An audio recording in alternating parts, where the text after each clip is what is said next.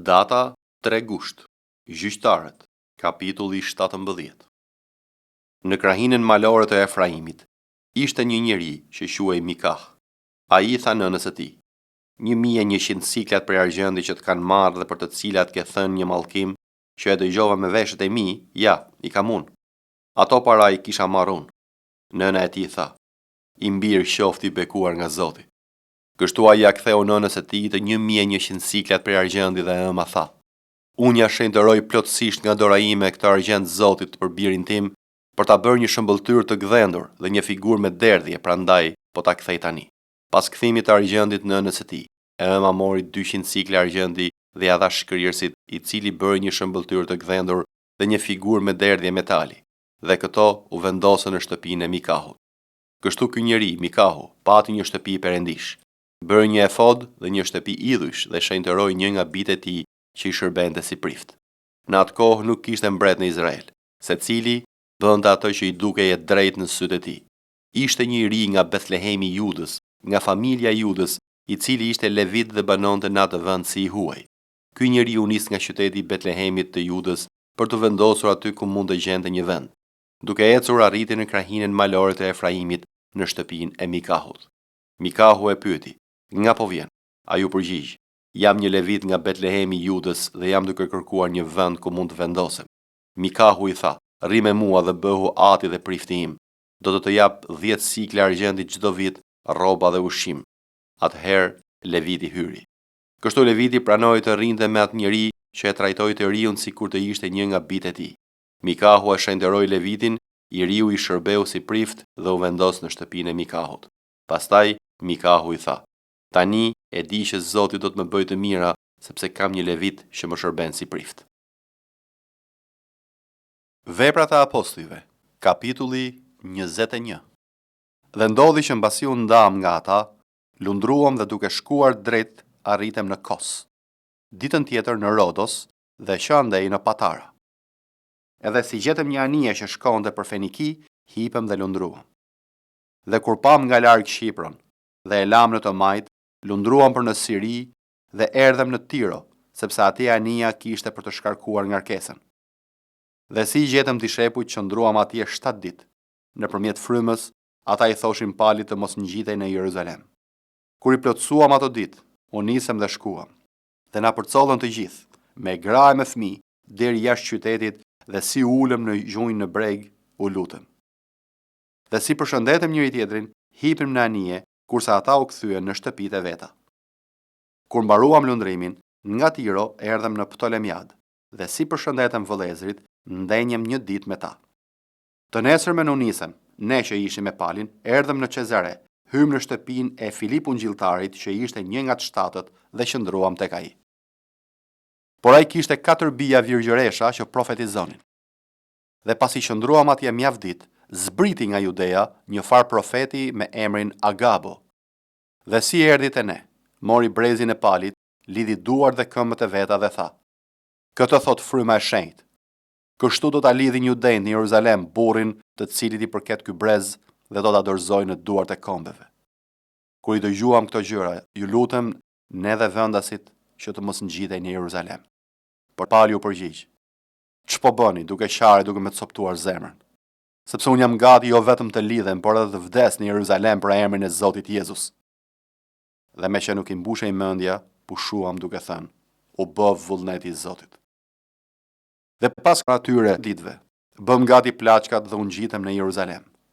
Dhe me ne erdhen dhe disa dishepuj nga Cezarea dhe prun me ta një far Mnasoni, Shqipriot, një dishepull i vjetër tek i cili do të bujtnim. Dhe kur erdhem në Jeruzalem, vëllezrit na pritën me gëzim. Por të nesërmen Pali hyri me ne te Jakobi dhe erdhen të gjithë pleqt. Dhe si i përshëndeti, Pali u tregoi atyre një për një të gjitha sa Zoti kishte bërë ndër kombet me anë të shërbesës së tij. Dhe ata kur dëgjuan këtë përlëvduan Zotin dhe i than Palit: Vëlla, ti po sheh sa mira judenj janë që kanë besuar dhe të gjithë janë të zellshëm për ligjin. Tani ata morën vesh për ty se ti i mëson të gjithë judenjt që jetojnë midis kombeve të shkoputen nga Mojsiu, duke thënë që të mos i rrethpresin djemt dhe të mos ecin sipas zakoneve. Ç'është kjo pra? Duhet patjetër të mblidhet populli sepse do ta marrin vesh që ke ardhur. Bëj pra këtë që të themi. Ndër ne janë 4 burra që kanë bërë një premtim solemn. Merri dhe pastro me ta dhe paguaj për ta që të ruajnë kokën. Kështu të gjithë ta dinë se si janë gjë ato që kanë dëgjuar për ty, por se edhe ti ecën duke zbatuar ligjin. Dhe sa për kombët që kanë besuar, ne u kemi shkruar atyre, mbasi vendosëm që ata nuk kanë që të respektojnë lidhur me këtë, por të ruhen nga e flijuara idhujve, nga gjaku, nga e mbytura dhe nga kurvëria. Atëherë Pali i mori me vete burrat dhe të nesërmen, pasi u pastrua bashkë me ta, hyri në tempull dhe deklaroi plotësimin e ditëve të pastrimit derisa do të paraqitej oferta për secilin nga ata. Por kur po mbusheshin 7 ditët, judenët e Azis, duke e parë në tempull, e nxitën turmën dhe vun duart mbi të, duke bërtitur: O burra izraelit, ndihmoni, ky është ai njeriu që u mëson të gjithë dhe kudo kundër popullit dhe ligjit dhe kundër këtij vendi. Madje solli dhe grek në tempull dhe e kanë ndodhur këtë vend të shenjtë. Sepse ata kishin parë më përpara Trofimin nga Efesi bashkë me Palin në qytet dhe mendonin se ai e kishte sjell në tempull. Dhe gjithë qyteti zgjente dhe u mblodh populli, dhe si e kapën Palin, e nxorën jashtë tempullit dhe dyert u mbyllën menjëherë. Dhe ndërsa kërkonin ta vrisnin, i shkoi lajmi kryemisit të kohortës se gjithë Jeruzalemi ishte turbulluar. Ai mori menjëherë ushtarë dhe kryeqindës dhe u sul kundër tyre. Dhe këta kur pan kryemisin dhe ushtarët pushuan sa rrahuri Palin. Atëherë kryemisi u afrua, e zuri dhe urdhëroi që ta lidhnin me 2 zinxhir dhe pyeti cili ishte dhe ç'kishte bërë. Në turm disa bërtisnin një gjë, të tjerë një tjetër, dhe mbasi nuk mund të merrte vesh të vërtetën për trazirën, urdhëroi ta sillnin në fortesë. Dhe kur arriti te shkallaret, ndodhi që për shkak të dhunës së turmës duhej të bartej nga ushtarët, sepse masa e popullit vinte pas duke bërtitur: "Hiqe!" Dhe kur Pali do të hynte në fortesë, i tha kryemisit: "A më lejohet të them diçka?" Por ai i tha: "A di greqisht?" Mos i e vall ai egjiptasi që disa ditë më parë ngriti krye dhe nxori në shkretëtir 4.000 gjaksor? Dhe Pali tha: "Unë jam një burr jude nga Tarsi, qytetar i një qyteti të Kilikis që s'është i padëgjuar, dhe të lutem më lejo t'i flas popullit." Dhe pasi e lejoi, Pali duke qëndruar mbi shkallaret, i bëri shenjë me dorë popullit, dhe si u bë heshtje e madhe, i foli në gjuhën hebraike duke thënë. Jeremia, kapitulli 30. Fjala që u drejtua Jeremias nga ana e Zotit duke thënë: Kështu thot Zoti, Perëndia e Izraelit: Shkruajini një libër tër fjalët që të kam thënë, sepse ja, ditët po vinë, thot Zoti, gjatë të cilave do të kthej nga robëria popullin tim të Izraelit dhe të Judës, dhe do t'i kthej në vendin që u dha shetërve të tyre, dhe ata do ta zotërojnë. Këto janë fjalët që Zoti shqiptoi për Izraelin dhe Judën. Kështu thot Zoti: Ne kemi dëgjuar një britmë të merri, frike dhe jo paqeje. Informohuni dhe shikoni nëse një mashkull mund të lindë. Pse pra i shoh të gjithë meshkujt me duart mbi hijet e tyre, ashtu si një grua që është duke lindur? Pse tërë fytyrat janë bërë të zbeta? Me det, sepse ajo ditë është e madhe. Nuk pati kurrë ndonjë të ngjashme me të. Do të jetë një kohë ankthi për Jakobin, por ai do të shpëtojë prej tij. Atë ditë do të ndodhë, thot Zoti i ushtrive, që unë do të thyej zgjedhjen e tij nga qafa jote dhe do t'i këpuz verigat e tua. Të huajt nuk do të bëjnë më skllav të tyre. Por ata të Izraelit do t'i shërbejnë Zotit, Perëndisë së tyre, dhe Davidit, mbretit të tyre, që unë do të ngjall për ta. Ti pra, o shërbëtori im Jakob, mos ki frikë, thot Zoti. Mos u trembo Izrael, sepse ja, unë do të shpëtoj nga vendi i largët dhe pasardhësit e tu nga vendi i robërisë së tyre. Jakobi do të kthehet, do të prehet, do të jetë i qetë, dhe askush nuk do ta tremb më. Sepse unë jam me ty, thot Zoti, që të shpëtoj. Unë do të shfaros tërë kombët në mes të cilëve të kam shpërndar, por megjithatë nuk do të shfaros ty, por do të ndëshkoj me drejtësi dhe nuk do të lë krejt të pandëshkuar. Kështu thot Zoti: E keqja jote është e pashërueshme, plaga jote është e rëndë. Askush nuk e mbron çështjen tënde. Kështu nuk ka asnjë mjekim për plagën tënde dhe asnjë shërim për ty. Tërë dashnorët e tu të kanë harruar dhe nuk kujdesen më për ty, sepse të kam qelluar me një goditje prej armiku, me një ndëshkim të njeriu mizor, për madhësinë e paullësisë sate, për morinë e mëkateve të tua. Pse vërtet për shkak të së keqes sate? Dhëmbja jote është e pashërueshme. Unë të bëra këto gjëra për madhësinë e paullësisë sate, për morinë e mëkateve të tua. Por tërë ata që të glabërojnë, do t'i glabërojnë. Tërë armiqtë e tu, Të gjithë do të shkojnë në robëri. Ata që të plaçkitin do të plaçkiten dhe grabitësit e tu do t'i lë të grabiten nga të tjerë. Po, unë do të jap përsëri shëndet dhe do të shëroj plagët e tua, thot Zoti, sepse të quajnë e dobuara, duke thënë, ky është Sioni për të cilin askush nuk kujdeset. Kështu thot Zoti, ja unë do të kthej nga robëria çadrat e Jakobit dhe do të më vi keq për banesat e tij. Qyteti do të rindërtohet mbi gërmadhat e tij dhe pallati do të rivendoset në vendin e tij të saktë. Prandaj do të dalin këngë falënderimi dhe zëra njerëzish që festojnë.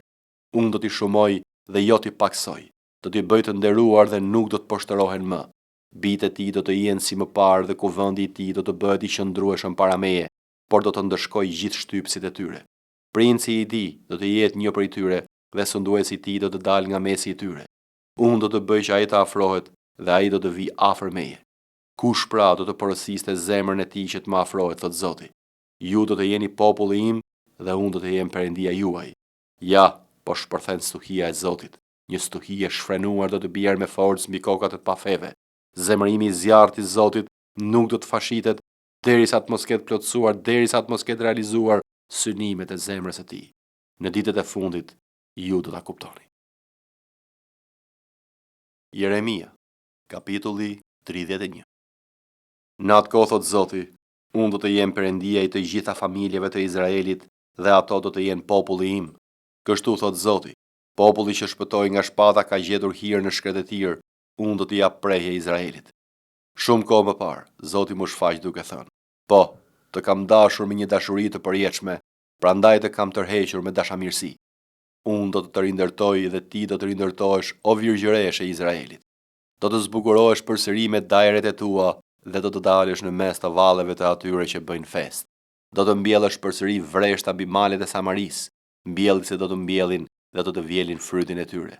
Do të vi dita kur roja do të bërtasin në malin Efraim. Qohuni të ngjitemi në Sion, te Zoti Perëndia ynë, sepse kështu thot Zoti: ngrini këngë gëzimi për Jakobin dhe lëshoni britma për të parin e kombeve, shpallni, këndoni lëvdata dhe thoni: O Zot, shpëto popullin tënd, atë që mbeti nga Izraeli. Ja unë po i kthej nga vendi i veriut dhe po i grumulloj nga skajet e tokës. Midis tyre është i verbri dhe qalamani, gruaja me bardhë dhe bashkë me të ajo që ka për të pjell. Një turmë e madhe do të kthehet këtu. Do të vinë duke qarë, do t'i çoj duke u lutur.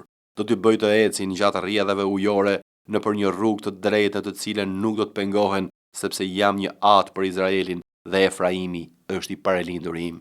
O kombe, dëgjoni fjalën e Zotit. Shpallini në ishujt e largët dhe thoni: ai që e ka shpërndar Izraelin e mbledh dhe e ruan ashtu si vepron Bariu me kopen e tij, sepse Zoti ka shpenguar Jakobin, e ka çliruar nga dora e një njeriu më të fortë se ai. Ata do të vinë dhe do të këndojnë me gëzim në lartësitë e Sionit, do të vërshojnë drejt të mirave të Zotit, drejt grurit, verës dhe vajt dhe drejt atyre që kanë lindur në kope dhe në grigj. Jeta e tyre do të jetë si një kopsht i ujitur dhe nuk do të vuajnë më. Atëherë virgjëresha do të gëzohet në valle dhe të rinë bashkë me pleqt, sepse do ta shndërroj zinë e tyre në gëzim. Do t'i ngushëlloj dhe do t'i gëzoj mbas dhëmbjes së tyre. Do të ngop shpirtin e priftërinjve me të madhe dhe populli im do të mbushet me të mira, thot Zoti. Kështu thot Zoti, u dëgjua një zë në Rama, një vajtim dhe një eqare hidhur. Rakela vajton bitë e saj dhe nuk pranon të ngushëllohet për ta, sepse ata nuk janë më.